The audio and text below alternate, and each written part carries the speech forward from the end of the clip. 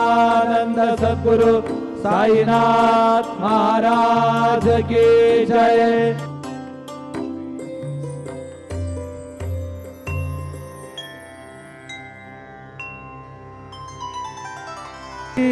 सच्चिदानंद सद्गुरु साईनाथ महाराज की जय।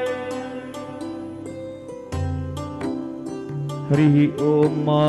शन्नो देवीरविष्टय आपो भवन्तु पीतये संजोरविस्रवन्तु नः।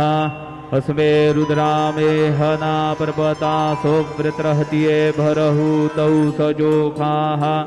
जहा शग्गुंसते स्तुवते धायि वज्र इन्द्रज्येष्ठा। अस्मावन्तु देवाः मनोजवं मारुततुल्यवेगं।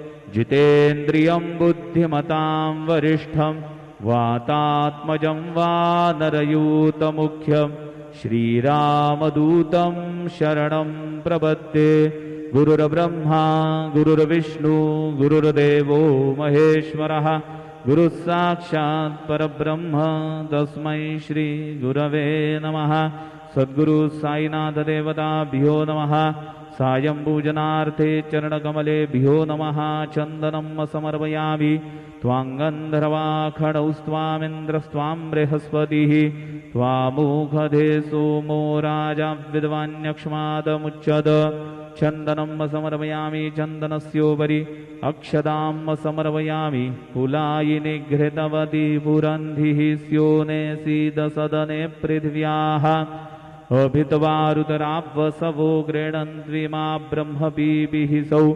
भगायाश्विनाध्वर्जुसादयतामिह त्वा। हरिद्रादि सकल सौभाग्यमाङ्गलिकद्रव्याणि समर्पयामि। ऋतुकालोद्भवपुष्पं समर्पयामि। सुमाल्यानि सुगन्धिनि मालत्यादीनि वै प्रभो।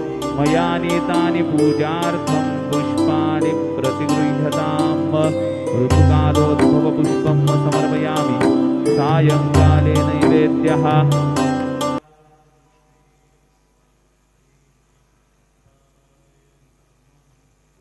चतुष्कोणमण्डलं कृत्वा तदुपरि नैवेद्यपात्रं निधाय गायत्रीमन्त्रेण पात्रं प्रोक्षयेत्। ऋतन्त्वा सत्येन परिहिञ्चामि धेनुमुद्रयाम् अमृतीकृत्य गरासमुद्रया।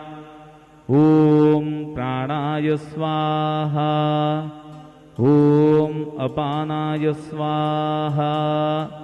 ॐ